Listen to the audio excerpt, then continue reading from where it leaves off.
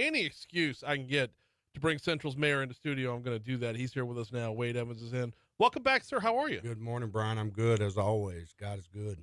Uh, yes, always. All the time. And let's rewind the clock back to Thursday. Just kind of set the table for what we're talking about today. Senator Bill Cassidy introduced his HALT Fentanyl Act. We were over there at the state archives in their auditorium. A number of people were sharing stories of their own personal loss, own personal tragedy. A family member, displayed in a picture. A couple of people told their stories along the way. Tanja Miles told her story of 30-year addiction recovery, and then powerful. She is incredible. And then you were there as well. So I'm not going to step on it or set it up any further. No, walk us through from the time you hit the microphone and why. Yeah, we've been putting this together. Candace Cowart with Louisiana Blue, working with her. Louisiana Blue, or Blue Cross Blue Shield of Louisiana, put out a fentanyl kills campaign, and we've done some local awareness campaigns at some churches. And what we're finding is parents have their head in the sand, and they don't want to believe it's going to happen to them. However, in Central, we average about 2 unresponsives a week, if you will. Maybe more than that. But the reality is you're losing about 210 people a day nationwide. So that's the equivalent of an airplane full of people crashing every day, and we're losing all of them. And so we were at that event. We had an event planned for later that day to kick off the Victoria's Voice Save Our Children campaign, which is something we're doing with opioid money from the opioid settlement. And it just happened on the same day, which, again, when I talk about God is good, it lined up. Cassidy's event was at 1. Our event at Blue Cross was at 3. We were invited to Cassidy's event. Mayor McDavid and I were there on the stage. And I just leaned forward and told him, hey, we got some stuff I want to talk about. And he was gracious enough to give me the mic. And I was able to talk about what we're doing with Victoria's Voice. We're trying to get into every middle and high school in this parish with Victoria's Voice, as well as Fentanyl Fathers, to do a presentation to help these kids understand nothing is safe. One pill can and will kill you if there's no Narcan available. And so we have to remove the stigma of families that are dealing with addiction. We have to make it okay for the lady whose son is addicted to talk about it with her friends and not be shamed. And we have to acknowledge the fact that it's everywhere. You can't even buy marijuana and trust it anymore. I mean, they're spraying it with fentanyl. It's wild. And I think that last part is the biggest part of it, because on the addiction front, it's what we're seeing here is, and what we saw on Thursday was the doctor from the Mandeville Covington area. Doctor's son was studying for exams. Needed, I believe it was an Adderall. His friends like, here, take this. It'll help you out for exams. And it was laced with fentanyl, and he was lost almost immediately. We're seeing kids buy these drugs off of Snapchat, and they think they're buying a Xanax, right? And they think they're taking a simple Xanax. Was it a Xanax or I'm trying to remember? I think it was a Xanax because he was dealing with anxiety, wasn't able to sleep. Right. That's right. And but the reality is, if you're not getting it from a pharmacy, I wouldn't touch it. Exactly. Because it will kill you. We see it repeatedly across the capital region. That's why all 5 of the mayors of this parish have bought in heavily into this awareness campaign and are encouraging their school systems to take it serious, because we have to stop acting like it's not happening. Right. We lost a child last year in the city of Central as we were near graduation because of fentanyl poisoning. And we don't call it overdose. We call it poisoning because that's what it is. Well, yeah, and I see. I've always wondered about this because we continually call it fentanyl, but you can get fentanyl in the hospital. This is not that. Right. It's unchecked. Right. They're making it with pill presses. You can get a pack of pills that you buy on the street, and they can be blister packs and look like they're professionally done. Right. And half of them will be, 100% fentanyl. You have labs making these. They're not labs. They're clandestine labs making these things. So you don't know what you're getting. Right. And so the goal is to get kids and their families. Look, we've lost a generation, unfortunately. Tanja and the work she's doing, they're embedded with the police to actually help people who are overdosing not only survive because of the fentanyl, I mean the Narcan, but to try to get them in treatment. You know, there's a better way. Right.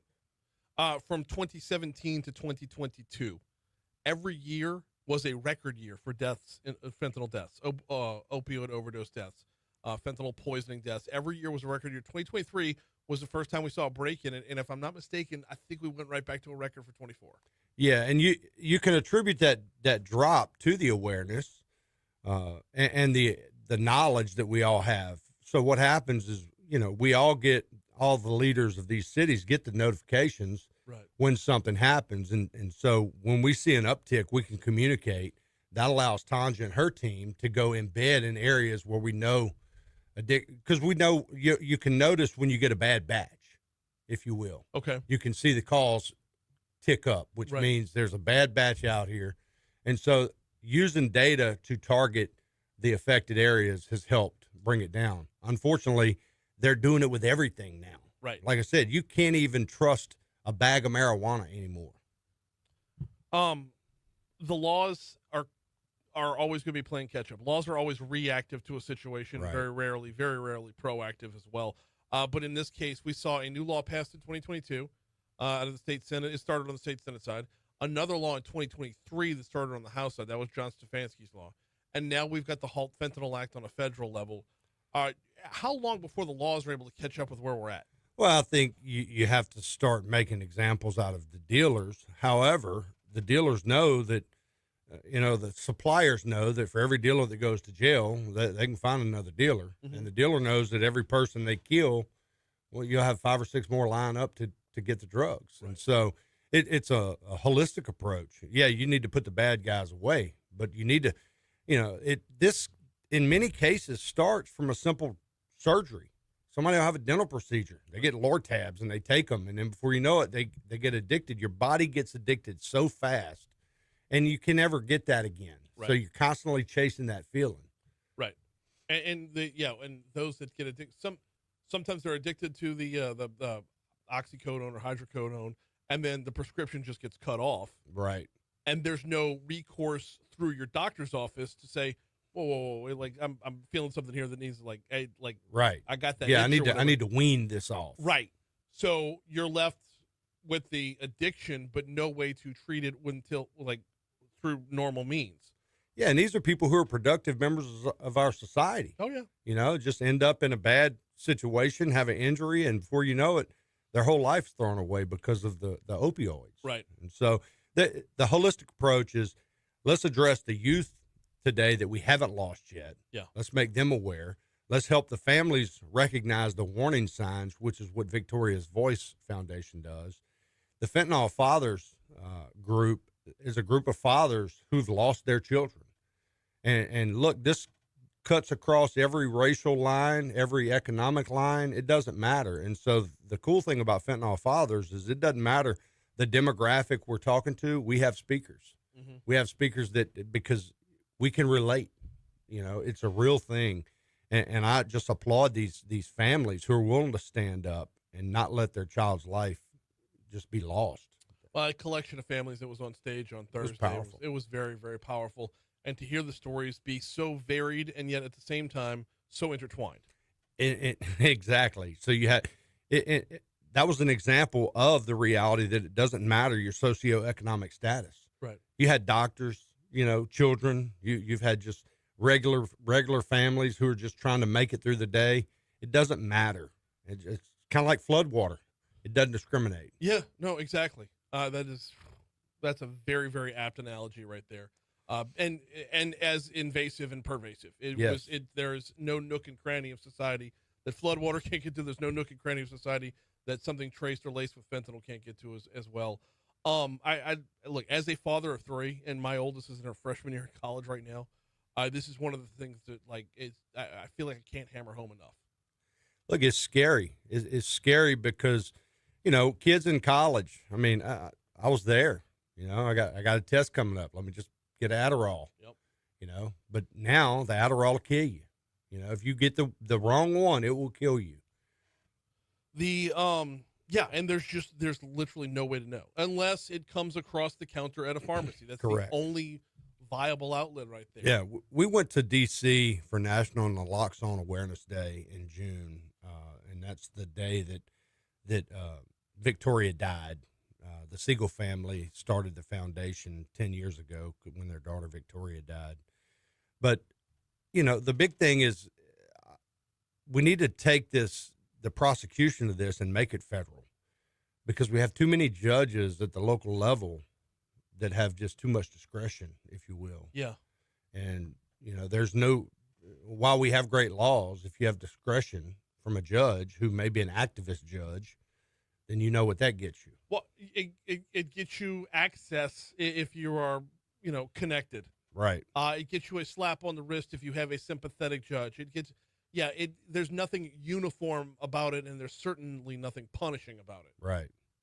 Yeah, so we actually were lobbying Congress when I was up there in D.C. to look at changing this to a federal statute to make it mandatory sentencing, even for possession. Okay, you don't want to stop, then if you get caught with it, you're going to serve 5 years minimum. Yeah, and you can't plead ignorance. Right. And that's one of the things that Stefanski's law did here in Louisiana. It changed the game, and we've talked with law enforcement about this numerous times, is that if you are caught with, whatever that weight is to add with intent to distribute on, you can't plead ignorance if your stuff is laced with fentanyl, whether it's marijuana or something much, much worse. If you are selling something that has fentanyl in it, you are selling poison. When they're adding it, and the thing, they're adding it to everything because they want to enhance the high you get from whatever you're buying from them. Right. And you run that risk of either being hooked and a regular customer or dead. Yeah, I mean, you got drug dealers now giving Narcan out with the supply. Tanja talked about it the other day. I'm like, these guys are actively handing them Narcan. Now, look, if you're in an overdose situation, if nobody's there to administer, you're done. Right. But, I mean, if you're offering the Narcan as like, buy two, get one free, then it's, you're not opening up a checking account. It's a tragedy. It absolutely is. In the meanwhile, we want to raise awareness about it every chance we get, so I appreciate you coming in this morning. Brian, thanks for having me on. He is Central Mayor Wade Evans. We always appreciate the time.